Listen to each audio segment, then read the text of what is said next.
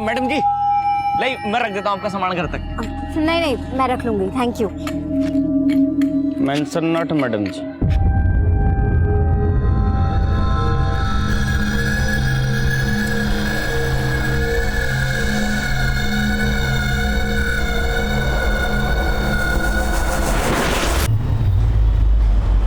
लो, हो गए फिर से दोनों शुरू।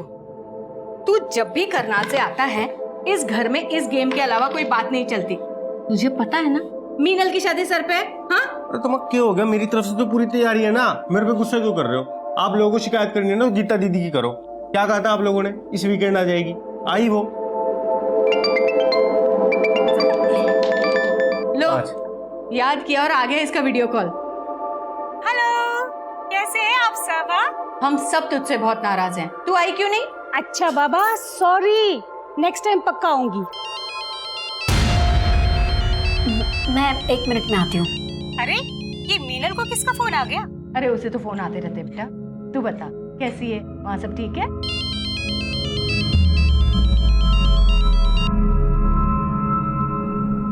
हेलो,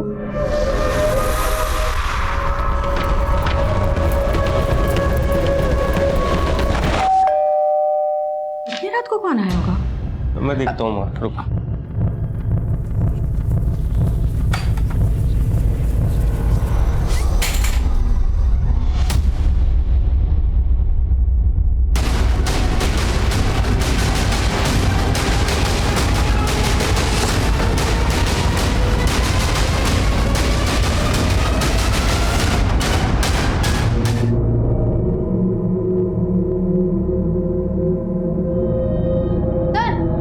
अंदर भी एक लड़की है लेकिन वो जिंदा है।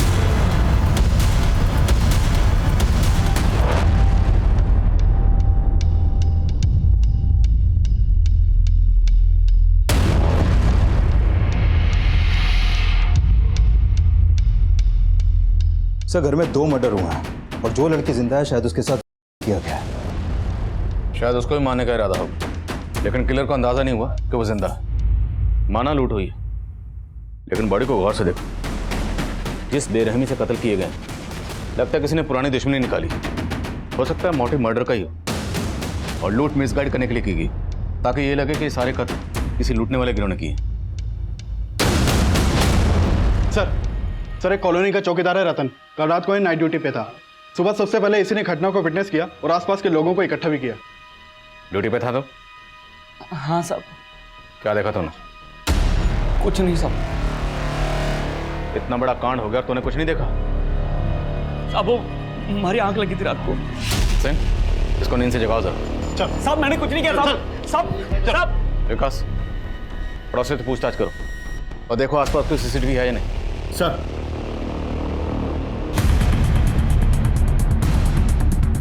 मिश्रा, इस सीसीटीवी की फुटेज निकलवाओ जल्द से जल्द। सर, माधुरी आंटी यहाँ अपनी बेटी मीनल के साथ रहती थी और उनका बेटा रामेंद्र करनाल में काम करता था। हर सैटरडे संडे को आता था, तो शायद कल भी आया हो। उनका कोई रिश्तेदार है? हाँ सर, उनकी एक बड़ी बेटी भी है गीता, पर उसकी शादी हो चुकी है और अभी वो भोपाल में रहती है। अच्छा, माधुरी की फैमिली का किसी से कोई झगड़ा, कोई दुश्मनी, ऐसा कुछ? सर, ये लोग बहुत ही अच्छे थे और माधुरी आंटी आए दिन पूजा पाठ दान पुण्य भी करती थी। साहब, हमारी सोसाइटी में एक ही गार्ड है रतन। 3-4 बार हमने नाइट के लिए अलग गार्ड रखा, मगर साहब वो किसी को टिकने ही नहीं देता था।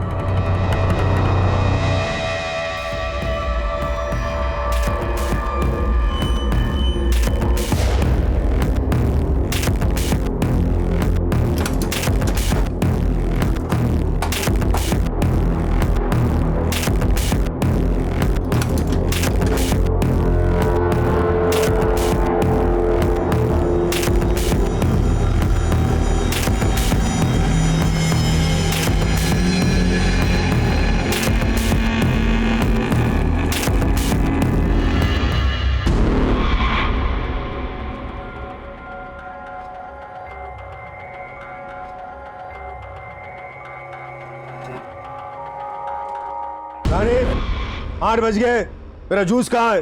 लाई पापा। डिसिप्लिन नाम की कोई चीज नहीं है इस घर में। पता नहीं दिन भर क्या करती रहती है। पापा जूस। जूस? पूरे 2 मिनट लेट हो तुम। अब मैं 2 मिनट के लिए तुम्हारे हाथ ऊपर करके तुम्हें खड़ा रखूंगा तो कैसा लगेगा तुम्हें? सॉरी पापा। सॉरी पापा। अब जाओ, तरीका हो सर पे। सुनो, ठीक 9 बजे मुझे नाश्ता तैयार चाहिए। मैंने होमवर्क कर लिया। अरे वाह मेरा बच्चा, शाबाश। अब चलो कमरे में चल के देखते तुमने होमवर्क सही किया या नहीं। आओ चलते हैं। शाबाश।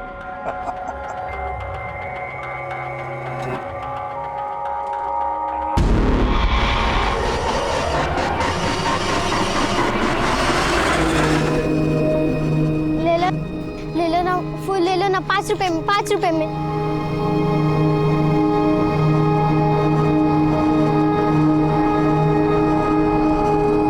हम जानते हैं कांड तूने किया। बोल तेरे साथ और कौन कौन शामिल था? साहब मैंने कुछ नहीं किया साहब, हमारी गलती बस इतनी सी कि हमारी आग लग गई थी। आखिरी मौका दे रहा हूँ, सच बोल दे, वरना मीनल के होश में आने के बाद सच खुद ब खुद सामने आ जाएगा। मीनल जी जिंदा? जिंदा है। तुम लोगों ने मारने की पूरी कोशिश की थी ना, लेकिन बच गए। साहब ये क्या कह रहे हो साहब? मैंने कुछ नहीं किया साहब, सच कह रहा हूँ, हमारी अम्मा की कसम खा के कह रहे हो साहब। ऐसे नहीं मानेगा, तोड़ो साला। जी बेटा, तुम जिस बस्ती में रहते हो ना बेटा, वहां वैसी बहुत गंदगी होती है ना?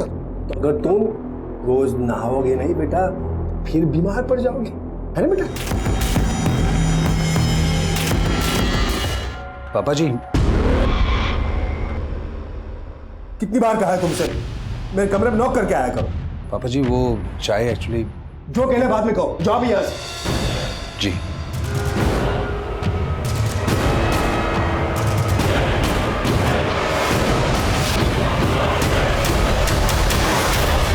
तो मोहल्ले के गेट पे जो सीसीटीवी मिला था वो पिछले 5 दिनों से फंक्शनल नहीं है। हो सकता है उसे भी पर्पसली खराब किया गया हो और इसमें भी रतन इन्वॉल्व हो।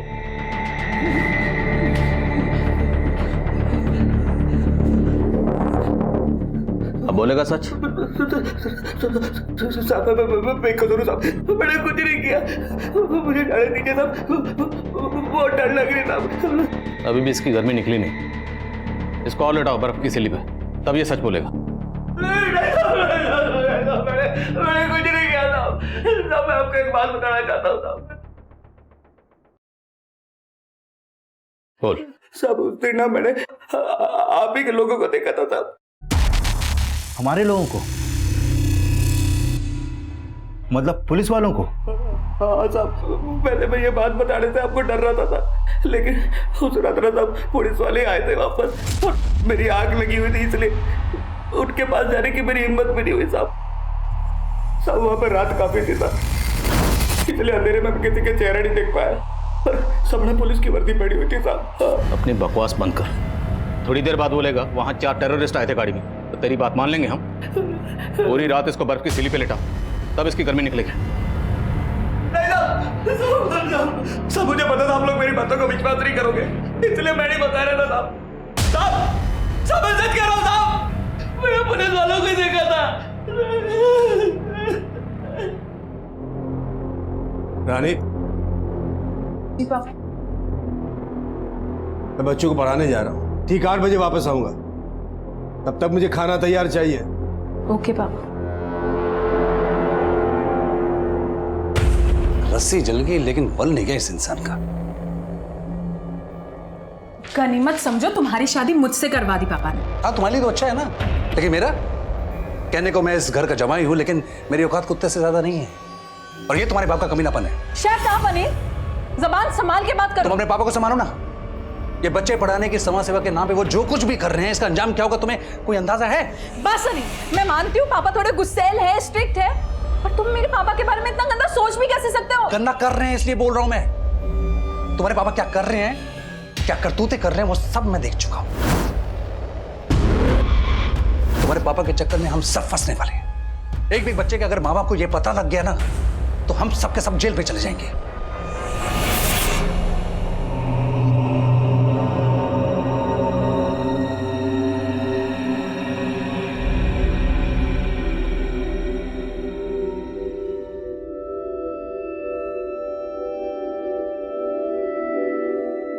अरे बेटा, आप रो क्यों रहे हो?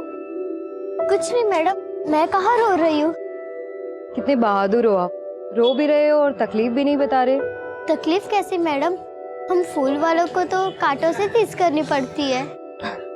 तुम कितनी गहरी बातें करती हो। कहाँ है तुम्हारी माँ? मेरी माँ मजदूरी पे गई है और मैं यहाँ फूल बेचती हूँ। आप लोगे मेरे फूल? पहले आप मुस्कुराओ, तब मैं लूंगी आपके फूल। ये हुई ना बात? चलो दे दो। Thank you. ये रतन बार बार अपना बयान बदल रहा है, और ये अकेला नहीं होगा, इसके और भी साथी होंगे जिनके साथ मिलकर इसने इस लूट, कत्ल और बलात्कार की वारदात को अंजाम दिया। और इस पूरी वारदात को सिर्फ मीनल ने विटनेस की। उसका बयान हमारे केस के लिए बहुत अहम है। उसकी तबीयत कैसी है? कंडीशन ठीक नहीं है सर उसकी, कुछ कह नहीं सकते कि बयान देने की हालत में कब आएगी वो। और वो माधुरी की बड़ी बेटी गीता, वो कब लौट रही? सर इन्फॉर्म कर दिया मैंने उसको, भोपाल में रहती है, आने में थोड़ा टाइम लगेगा। जैसे ही आती है मुझे इसके बारे में इन्फॉर्म करो, हो सकता है इसके बयान से हमें इस केस में कुछ मदद मिले। Sir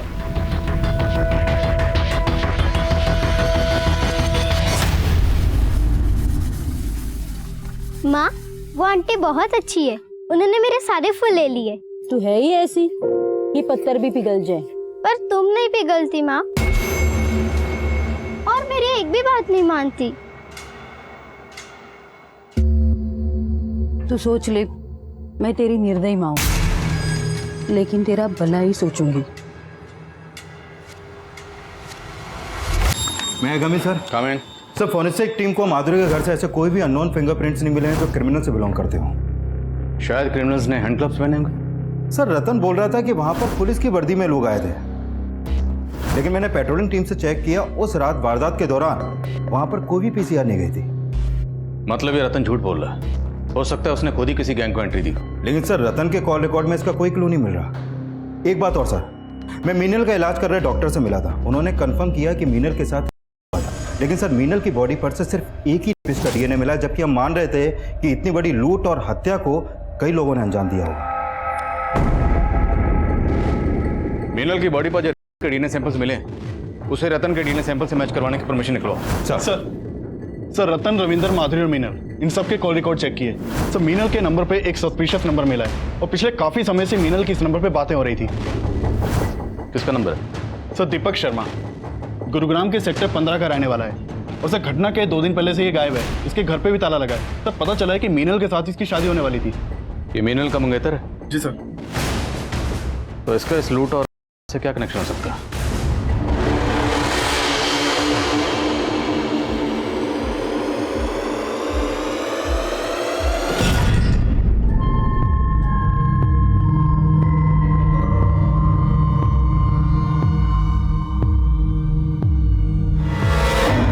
coming sir.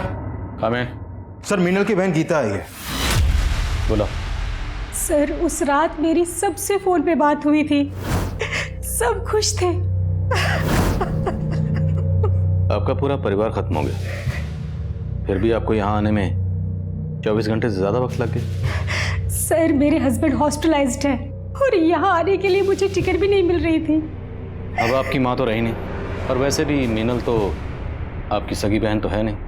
अब आपकी माँ के गुजरने के बाद उनकी पूरी प्रॉपर्टी, घर बार सब कुछ तो आप ही का है ना? आप कहना क्या चाहते हैं सर? वही जो आप समझ रही हैं। हमें पता चला है कि आपकी माँ अपनी प्रॉपर्टी का 50% आपकी सौतेली बहन मीनल को देने वाली थी, और बाकी का आपको और आपके भाई रामेंद्र को। सर आप जैसा सोच रहे ऐसा कुछ नहीं था, और 50% का हिस्सा उसे देना वो तो माँ का अपना डिसीजन था सर। लेकिन आपको अपनी माँ के इस डिसीजन से ऑब्जेक्शन थी, आपने ऑब्जेक्ट भी किया था। यस सर, हमने ऑब्जेक्ट किया था, और माँ तो मीनल को हमारा घर भी देना चाहती थी। सर उस घर से हम सबकी यादें जुड़ी थी, हम बस यही चाहते थे कि वो घर मीनल को ना मिले। और आपकी माँ नहीं मानी इसलिए आपने उनको? नहीं सर, ऐसा कुछ नहीं था, और माँ ने तो हमारी बात मान ली थी। वो बोली थी कि वो मीनल के लिए दूसरा घर खरीदेंगे। दूसरा घर? यस सर, इसी वजह से तो घर में काफी सारा कैश रखा हुआ था, और वो सब। अच्छा, आप दीपक के बारे में क्या जानते हैं? सर माँ मीनल की शादी दीपक से कराना चाहती थी, पर मुझे दीपक बिल्कुल पसंद नहीं था सर। क्या? क्योंकि वो मीनल से सिर्फ इसलिए शादी करने के लिए तैयार हुआ ताकि उसे माँ से घर और काफी सारा दहेज मिल सके। मीनल अपाहिज है, इसलिए उसका घर बसाने के लिए माँ कुछ भी करने के लिए तैयार थी। मुझे तो दीपक की नीयत पे शुरू से ही शक था सर। पर हमें पता चला कि दीपक गायब है। क्या? आप हमें बता सकती हैं दीपक कहाँ मिलेगा? उसके किसी जान पहचान वाले को आप जानती हैं? सर मैं उसके बारे में ज़्यादा तो नहीं जानती, पर उसने बोला था कि उसके माँ बाप भी अब इस दुनिया में नहीं है। ठीक, अब जा सकते हैं। सर दीपक इस घटना के 2 दिन पहले से अपना फोन बंद करके गायब है। कहीं ऐसा तो नहीं कि पहले दीपक ने उस दिव्यांग लड़की मीनल से शादी करने की हाँ की और फिर इस लूट और हत्या को अंजाम दिया? इस केस को समझने के लिए पहले हमें मीनल और दीपक को समझना होगा। इस दीपक को किसी भी सूरत में ढूंढो। सर दीपक के कॉल रिकॉर्ड में उसके कुछ दोस्तों और रिश्तेदारों के नंबर मिले थे, मैं उन सबसे मिला, लेकिन उसका कहीं से कोई लीड नहीं मिल पा रहा। हो सकता है कोई कुछ छुपा रहा हो। दीपक के कॉल रिकॉर्ड में जितने नंबर हैं सबको इन्वेस्टिगेट करो। Sir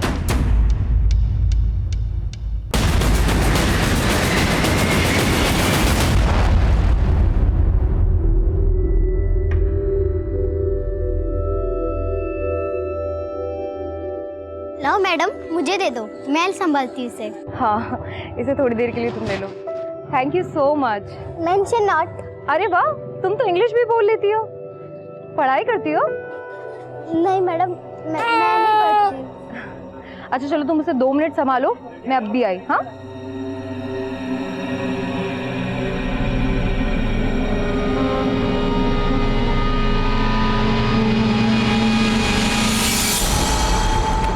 coming sir.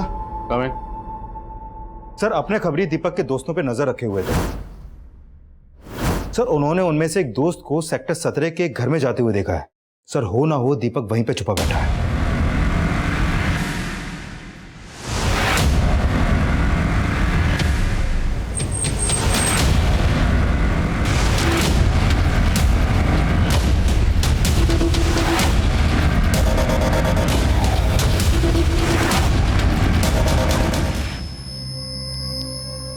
सर मैं वैष्णो देवी गया हुआ था सर। मैं एक प्रीपेड नंबर यूज करता हूँ, इसलिए मेरा मोबाइल बंद हो गया था सर। लेकिन जब मैं गुरुग्राम वापस आया, मुझे मालूम चला कि मीनल की फैमिली के साथ ये सब हो गया है। मैं बहुत डर गया था सर, इसलिए छुप गया था। तो डर इसलिए रहा था क्योंकि तू इस सब में शामिल है? नहीं सर, मेरा इसमें कोई हाथ नहीं है सर। सर मैं तो मीनल से मिलने के लिए हॉस्पिटल भी गया था, लेकिन आप सबको वहां देखकर मेरी हिम्मत नहीं हुई सर। तो मैं जानता हूँ कि गीता मुझे पसंद नहीं करती, और मैं ये भी जानता हूँ कि सबसे पहला शक उसका मेरे पे ही आएगा सर। उसी डर से मैं छिपा हुआ था सर। आखिरी मौका दे रहा हूँ, सच बोल दे। नहीं सर, ऐसा कुछ भी नहीं है सर, मैंने कुछ भी नहीं किया। ला प्रसाद से दीपक के डीएनए को भी मीनल की बॉडी पर मिले के डीएनए से मैच करवाओ। मीनल की तबीयत कैसी है? सर धीरे धीरे रिकवर कर रही है वो, लगता है बहुत जल्द बयान देने की हालत में होगी। रतन के अलावा माधुरी की बड़ी बेटी गीता और मीनल का मंगेतर दीपक भी हमारे प्राइम सस्पेक्ट, और इस वारदात का मकसद माधुरी की जायदाद के पीछे का लालच ही नजर आ रहा था। लेकिन इस केस के कई और पहलू, कई और ऐसे चेहरे थे जो तब हमें नजर नहीं आए थे। फूल बेचने वाली बच्ची सरिता, सरिता की मां रमाकांति, और वहीं कर्नल अनंत चौधरी और उसका परिवार, वो सब इस केस के चेहरे थे। लेकिन ये सब चेहरे इस केस से कैसे जुड़ने वाले थे तब हमें पता ही नहीं था।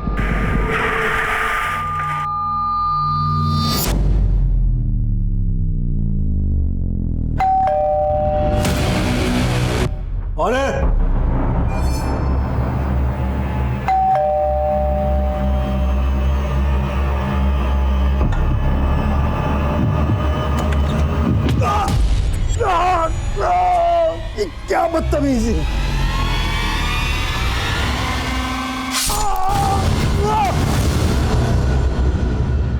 सर कंट्रोल रूम में फोन आया था, सेक्टर 21 के एक घर में मर्डर हुआ है।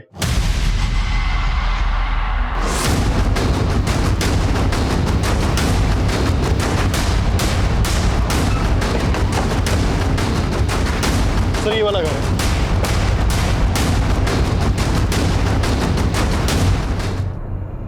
सर ये कर्नल अनंत चौधरी हैं, अपने बेटी और दामाद के साथ यहाँ रहते थे। इनके साथ जब ये हादसा हुआ घर में यहाँ कोई नहीं था, और सुबह जब इनके बेटी दामाद यहाँ पहुँचे तो उन्होंने ये सब देखा। बेटी और दामाद क्या? सब आ रही हैं।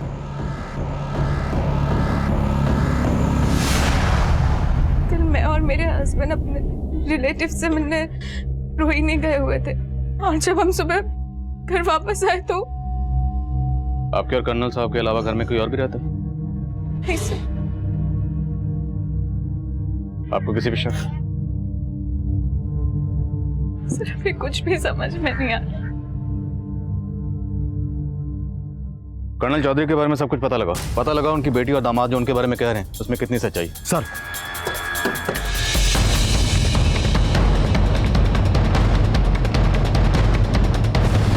रात में यहाँ से किसी को आते जाते देखा था क्या? नहीं साहब, लेकिन कल शाम को कर्नल साहब के घर से काफ़ी लड़ाई झगड़े की आवाज़ें आ रही थी और उसके थोड़ी देर बाद उनका बेटी और दामाद सामान लेके यहाँ से कहीं निकल गए। ऐसा लग रहा था कहीं बाहर जा रहे हैं। सर हमारा पापा से झगड़ा हुआ था, लेकिन उनका मर्डर से इस बात का कोई लेना देना है या नहीं वो हम डिसाइड करेंगे। आप ये बताइए कि झगड़े की वजह क्या थी? सर हम आपको पहले बता नहीं पाए, एक्चुअली मेरे ससुर जी अच्छे इंसान नहीं थे। जो भी कहना साफ साफ बोलिए। सर वो पेडोफिलिक थे। सर वो चैरिटी के नाम पे बच्चों को पढ़ाते थे, लेकिन उनकी इंटेंशन ठीक नहीं थी। वो किसी न किसी बहाने से बच्चों को घर पे ले आते थे। और क्या ये सब सच है? हाँ सर, इसी वजह से उस दिन हमारा पापा से झगड़ा हुआ था। अरे वाह, हैंडसम लग रहा है मेरा राजू। बहुत अच्छे लग रहे हो। ये लो बेटा, ये पैसे अपने पापा को दे देना, ठीक है? जाओ, शाबाश। क्या है रानी, क्या बदतमीजी है? कितनी बार कहा है तुमसे मेरे कमरे में आने से पहले नॉक किया करो। एक मिलिट्री मैन की बेटी होकर इतनी भी डिसिप्लिन नहीं है तुम। कीजिए पापा, मैं इतने टाइम से अनिल की बातों को इग्नोर कर रही हूँ, पर वो सही है। तो शर्म आती है कि आप मेरे पापा। क्या मतलब, क्या है तुम्हारा? आप अच्छी तरह से जानते हैं कि आप बच्चों को कमरे में लाके उनके साथ माइंड लैंग्वेज। पहले आप अपनी हरकतें देखिए पापा। नहीं रहना ऐसे इंसान के साथ जो बच्चों के साथ ऐसी गंदी हरकतें करते। नहीं रहना मेरे साथ तो निकल जाओ यहाँ से। हमें तो डर लग रहा था कि उनकी इन हरकतों की वजह से कोई बड़ा बवाल ना खड़ा हो जाए। और तो आपको लगता है इनकी मौत के पीछे ये वजह हो सकती है? सर हो सकता है किसी बच्चे के पेरेंट्स को इसकी असलियत का पता लग गया और वो। किन किन बच्चों का आना जाना इस घर में? सर अभी कुछ दिनों से कोई राजू नाम का लड़का बार बार आ रहा था घर पे। रहता कहाँ है रोज? सर वो पास की बस्ती में रहता है। उसका स्केच बनवा सकते हैं आप?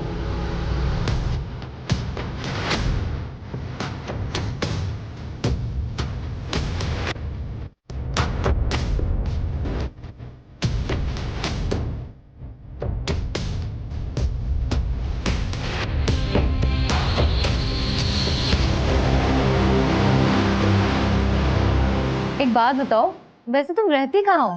पास वाली झोपड़पट्टी है।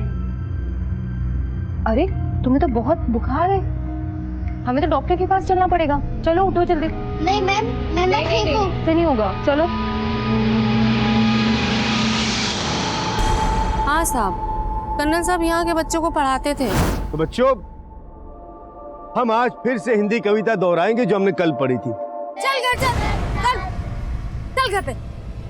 अरे अरे ये क्या कर रही है? मोहन को क्यों ले जा रही है? मेरे बच्चों से दूर रहा करो। हमने सुना है कि आपका उनसे काफी झगड़ा भी हुआ था। हाँ साहब, लेकिन हमें मालूम नहीं था। वो बहुत ही अच्छे आदमी थे कर्नल साहब। वो कैसे? साहब वो बच्चे को पढ़ाते ही नहीं, बल्कि जो बच्चे स्कूल नहीं जा पाते थे उनको स्कूल भेजते थे और उनकी फीस भी भरते थे। साहब उस दिन मैं अपने बच्चे को लेकर आई थी, उसके बाद आकर वो मुझसे मिले भी थे। देखिए मैं नहीं जानता कि आप अपने बच्चे को मुझसे क्यों नहीं पढ़वाना चाहते, लेकिन स्कूल भी तो नहीं जा रहा है। चलिए मुझसे मत पढ़वाइए, लेकिन इसका स्कूल में एडमिशन तो करवा दीजिए। ये लीजिए। साहब वो बच्चों को पढ़ाते ही नहीं, बल्कि उन्हें साफ सुथरा रहने की बात भी बोलते थे। और कुछ बच्चों को तो वो अपने घर ले जाकर नहलाते थे और उन्हें नए कपड़े देते थे। इस बच्चे को जानती हो? पता चला है कि इसी इलाके में कहीं रहता है ये। हाँ साहब, ये तो राजू है। इसका परिवार तो 3 दिन पहले यहाँ से चला गया। कहाँ गया वो? मैंने सुना था उनको मजदूरी का काम मिल गया है दिल्ली में, तो वहीं चले गए होंगे। सर उस औरत नहीं बल्कि काफी लोगों ने कर्नल आनंद चौधरी के बारे में अच्छा बोला है। काफी लोगों की मदद करते थे वो। लेकिन सर समझ में नहीं आ रहा कि रानी और अनिल को ये क्यों लगा कि वो पेडोफाइल है। अब या तो ये दोनों झूठ बोल रहे हैं, या हो सकता है उनकी गलतफहमी हुई और उन लोगों ने जिस राजू नाम के बच्चे का स्केच बनवाया था वो 3 दिन पहले अपनी फैमिली के साथ कहीं चला गया। इसका क्या चक्कर हो सकता है? सर ये मुन्ना है, हिस्ट्री शीटर है। सर कर्नल के घर पे फोरेंसिक टीम को एक अननोन आदमी के फिंगरप्रिंट्स मिले थे। हमने अपने डाटाबेस से वो फिंगरप्रिंट मैच करके देखे। वो इस मुन्ना हिस्ट्री शीटर के फिंगरप्रिंट से मैच करते हैं। सर ये मुन्ना राजस्थान की एक जेल में लूटपाट और चोरी के इल्जाम में बंद रह चुका है। काफी टाइम पहले वहां से छूट गया था, लेकिन अभी अंडरग्राउंड है। तो हो सकता है इस हिस्ट्री शीटर मुन्ना ने कर्नल चौधरी का कत्ल किया, और ये भी हो सकता है किसी ने इसको सुपारी दी। लेकिन सवाल यह है कि सुपारी किसने दी होगी। सर हो सकता है ये सुपारी रानी और अनिल ने दी, क्योंकि पता चला है कि रानी और अनिल की कर्नल अनंत चौधरी से बिल्कुल नहीं बनती थी, और कर्नल के मरने के बाद जायदाद भी उन्हीं की होने वाली थी। तो शायद रानी और अनिल ने हमें कर्नल के बारे में रॉन्ग इन्फॉर्मेशन दी। दोनों की बैकग्राउंड चेक करो, और ये भी चेक करो क्या कर्नल की बैकग्राउंड में कोई ऐसा था जिसका इस हिस्ट्री शीटर मुन्ना से कोई ताल्लुक हो। उस दिन रात को रामेंद्र भैया करनाल से वापस आते, हम बहुत खुश थे सर।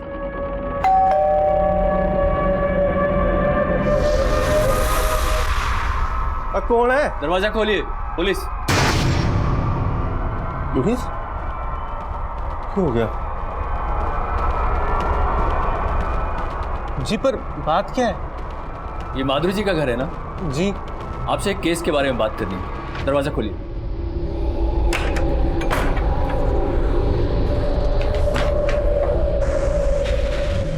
ये कौन है? जी ये मेरा बेटा है। और उसने तो कहा था घर पे सिर्फ बुढ़िया और लड़की रहती है, फिर ये कहाँ से आ गया? तुम चारों ने पुलिस की यूनिफॉर्म पहनी थी? हाँ सर। सर मतलब रतन वाकई में सच बोल रहा था कि उस रात पुलिस यूनिफॉर्म में कोई गैंग आया था। लेकिन ऐसा कौन सा गैंग हो सकता है जो पुलिस यूनिफॉर्म पहन के इस तरह का कांड करे?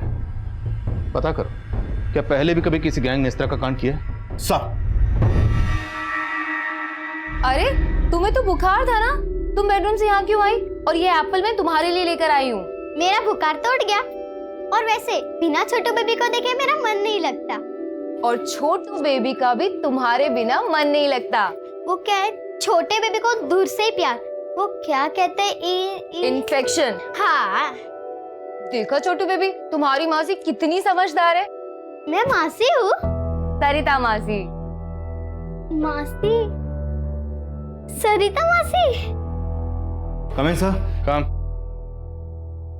सर माधुरी के घर पे हुए अटैक से कुछ दिन पहले मानेसर हाईवे पर कुछ पुलिस वर्दी पहने हुए लोगों ने एक ट्रक चलाने वाले को उसका ट्रक रोक के लूटपाट की थी, और ये केस मानेसर थाने में दर्ज हुआ था।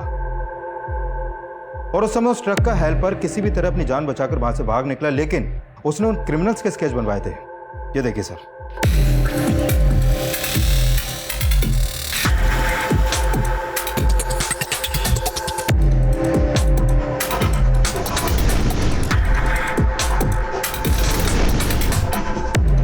सर इनमें एक मुन्ना भी था।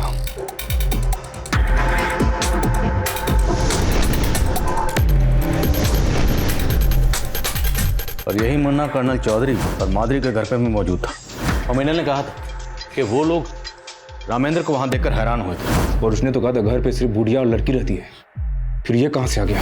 मतलब इन लोगों ने उस घर की पहले रेकी की थी। ये लोग अच्छी तरह से जानते थे कि उस घर में सिर्फ माधुरी और मीनल रहते, इसलिए उस घर को टारगेट किया गया। सर ये कर्नल चौधरी अपनी बेटी और दामाद के साथ उस घर में रहते थे, और जब ये दोनों ही घर में नहीं थे उसी समय यह हादसा हुआ। अब सर ये कोइंसिडेंस है या फिर कोई साजिश, कुछ समझ में नहीं आ रहा। और ये चक्कर भी समझ में नहीं आ रहा कि जो बच्चा राजू कर्नल चौधरी के घर पर अक्सर आता जाता था, वो अचानक अपनी फैमिली के साथ कहाँ गायब हो गई और क्यों?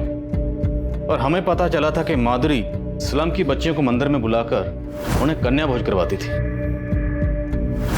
डॉक्टर से कहो कि हमें मीनल से दोबारा मिलना है।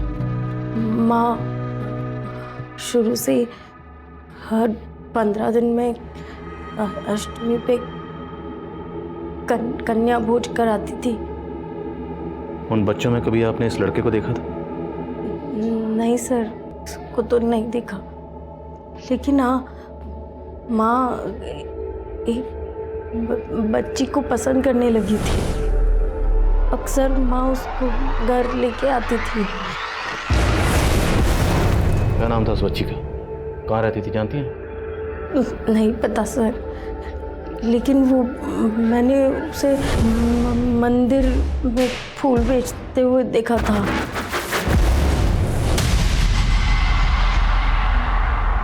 आप उसका स्केच बनवा पाएंगे?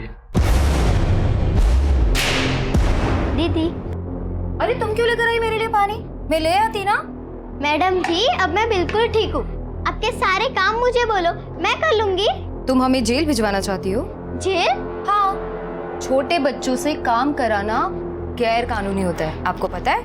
अरे मैडम जी, मैं कहाँ काम कर रही हूँ, मैं तो बस अपनी बड़ी दीदी के लिए पानी ला रही थी। थैंक यू मेरी छोटी बहना, सो स्वीट।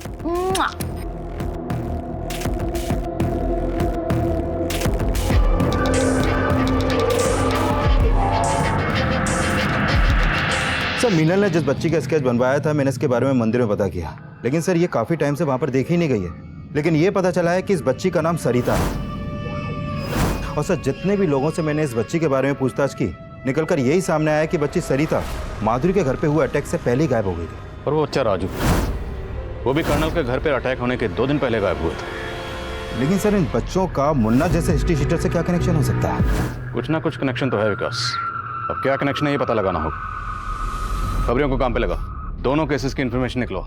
सर हमें ऐसा लग रहा था कि राजू और सरिता ऐसे 2 चेहरे थे जो इन दोनों ही केसेस को जोड़ने वाली कड़ी थे, लेकिन उनका हिस्ट्री शीटर मुन्ना से क्या कनेक्शन हो सकता था, ये जानने के लिए हमने दिल्ली, हरियाणा और राजस्थान के तकरीबन सारे पुलिस स्टेशन की पुरानी फाइलों को छान मारा। पुलिस टीम और खबरियों की दिन रात की मेहनत के बाद हमारे हाथ ऐसी इन्फॉर्मेशन लगी जिसने इस केस का एक अलग ही पहलू हमारे सामने रख दिया। माधुरी और कर्नल चौधरी के घर पर लूट की वारदातों को अंजाम देने वाला कोई और नहीं बल्कि यही गैंग है, फ्लीचर्ड गैंग।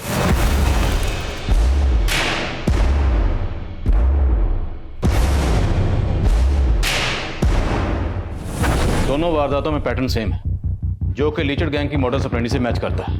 कर्नल चौधरी मंदिर के पास ट्यूशन पढ़ाता है और माधुरी भी कन्या भोजन के लिए अपने घर के पास वाले स्लम से कन्याओं को बुलाकर मंदिर में भोजन करवाते हैं। और कर्नल चौधरी के घर के पास के स्लम में रहने वाला बच्चा राजू अब गायब है और माधुरी की बहुत करीब बच्ची सरिता भी। मतलब साहब लीचर्ड गैंग बच्चों की मदद से कांड करते हैं। वो पहले खुद अपना टारगेट चुनते हैं और फिर बच्चों से उस टारगेट की रैकी करवाते हैं।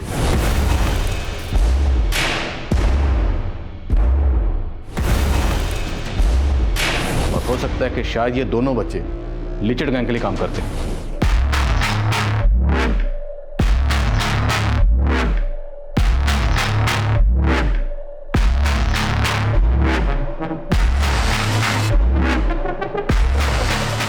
लीचर्ड गैंग का एक पैटर्न है, जो बच्चे उनके टारगेट की रैकी करते हैं, वारदात होने के 2-3 दिन पहले से ही वो बच्चे गायब हो जाते और फिर उस गैंग की दूसरी टीम टारगेट पर धावा बोल देती।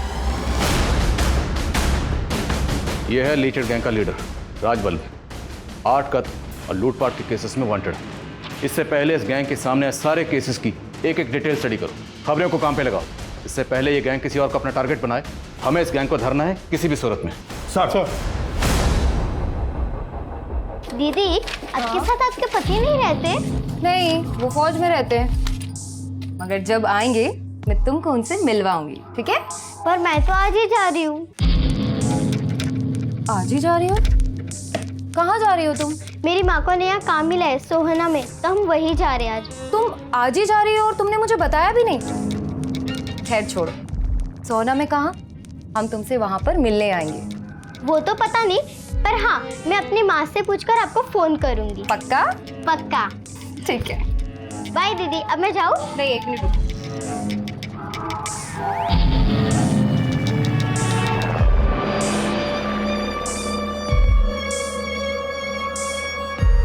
ये लो, ये पैसे अपनी मम्मी को देना और तुम्हारे रास्ते के लिए इसमें कुछ जरूरत का सामान है, ठीक है? हाँ।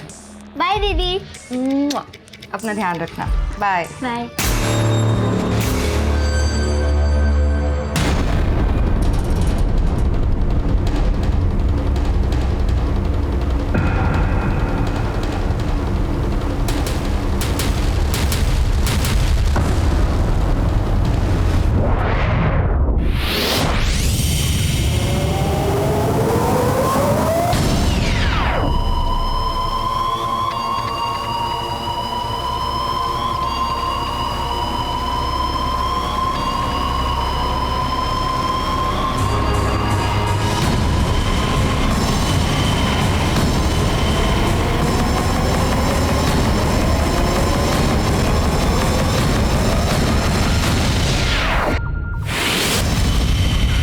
जगत बोलो।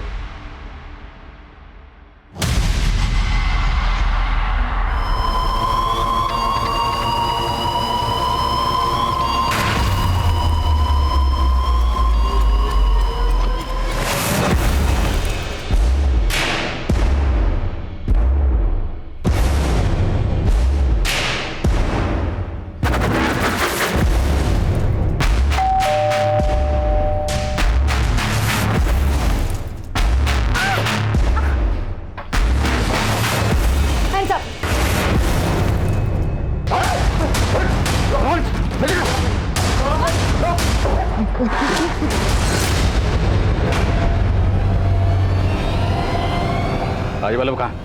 बोलो। एक तरफ जहां हमने अनीता के घर में होने वाली लूट की कोशिश को नाकाम कर दिया था, वहीं दूसरी तरफ हमारे एरिया के एक और घर को टारगेट बनाया गया था, जहां माधुरी और कर्नल के घर की तरह ही न सिर्फ लूट हुई थी बल्कि उस घर में रहने वाले अकेले बुजुर्ग का कत्ल भी कर दिया गया था। इस वारदात की मोडस ऑपरेंडी भी लीचड़ गैंग से मिलती जुलती नजर आ रही थी, लेकिन अनीता के घर से हमने जिन मुजरिमों को पकड़ा था उनके बयान एक बार फिर से इस केस को उलझाने वाले थे। लीचड़ गैंग के लिए काम करते ना? नहीं साहब, हम किसी लीचड़ गैंग के लिए काम नहीं करते साहब, हम तो वहाँ चोरी करने गए थे साहब। सरिता ने उस घर की रेकी की, और सरिता ने माधुरी के घर की रेकी भी की थी जहां तुम लोगों ने पहले लूट की और फिर उस घर को लूटा। और वो लड़का राजू, वो भी तुम्हारे गैंग के लिए काम करता है। उसी की मदद से तुम लोगों ने कर्नल का घर लूटा और उसका कत्ल किया। साहब हमने किसी का कत्ल नहीं किया साहब, और हम किसी भी सरिता और राजू को भी नहीं जानते साहब। झूठ बोलता, ऐसे नहीं मानेंगे, तोड़ो इन्हें। ये सब अपने आदमियों को बचाने की कोशिश कर रहे हैं। सर इनमें से तो कोई सच ही नहीं उगल रहा है। एक बार फिर से अनीता को मिलते हैं, हो सकता है वो हमें सरिता के बारे में कुछ ऐसा बता सके जिससे हमें राजवल्लभ और उसके बाकी आदमी तक पहुंचने में मदद मिले। Right sir. जब सरिता यहाँ से गई थी तो उसने आपसे कुछ कहा? कोई भी ऐसी बात जो हमें उन तक पहुंचने में मदद कर सके? सर मैंने जब उसे 2000 रुपए दिए थे तो वो 10-15 मिनट के बाद फिर से मेरे पास वापस आई थी। ये लो, ये पैसे अपनी मम्मी को देना और तुम्हारे रास्ते के लिए इसमें कुछ जरूरत का सामान है। दीदी। सरिता क्या हुआ, तुम रो क्यों रहे हो? दीदी मुझे माफ कर दो। माफ कर दो? लेकिन हुआ क्या? दीदी आप चले जाओ वरना वो लोग आके आपको मार देंगे। मार देंगे? सर उसी के बाद मैंने आपको सरिता के बारे में इन्फॉर्म किया था। लेकिन हाँ सर, सरिता बोल रही थी कि वो अपने मम्मी पापा के साथ सोना जा रही है। सोना? इस छोरी ने फिर से हमारे साथ दगा करा है। वो तो इसके हाव भाव से मन में पहले ही पता चल गया था कि वो हमने फंसवाएगी, इसलिए मैंने वहां अपने दूसरे आदमियों को भेजा था। लेकिन राजवल्लभ भाई, पुलिस ने उन्हें पकड़ लिया है। वो लीचड़ गैंग के वफादार आदमी है, मुंह नहीं खोलेंगे। लेकिन ये सरिता, इसने इसके की सजा जरूर मिलेगी। हमारे गैंग का यो नियम है, जो भी दगा करे है उसने सजा मिले, और सरिता तन्ने भी सजा मिलेगी।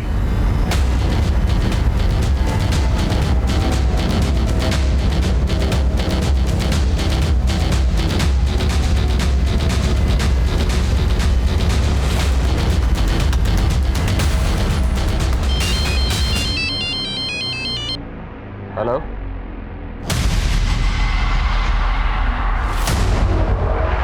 गाड़ी घुमा, आगे से U-टर्न लो।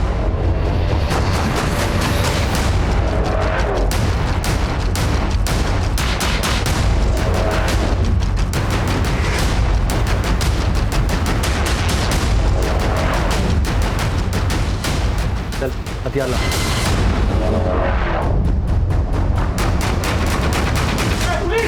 पुलिस आ गई। तेरे आदमी मुंह नहीं खोलेंगे तो तुझ तक पहुंच नहीं पाएंगे। लेके जा, उठा।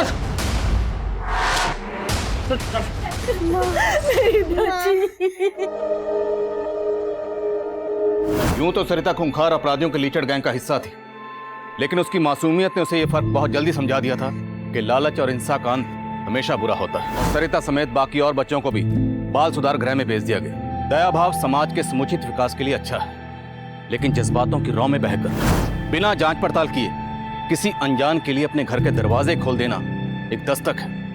आप अपने घर में एक जुर्म को दाखिल कर रहे हैं, जैसा कि इस केस में। अब मैं आदिल खान आपसे इजाजत लेता हूं। आपसे फिर मुलाकात होगी एक और नए केस के साथ। तब तक देखते रहिए क्राइम पेट्रोल दस्तक। मकसद बताना नहीं, बचाना है।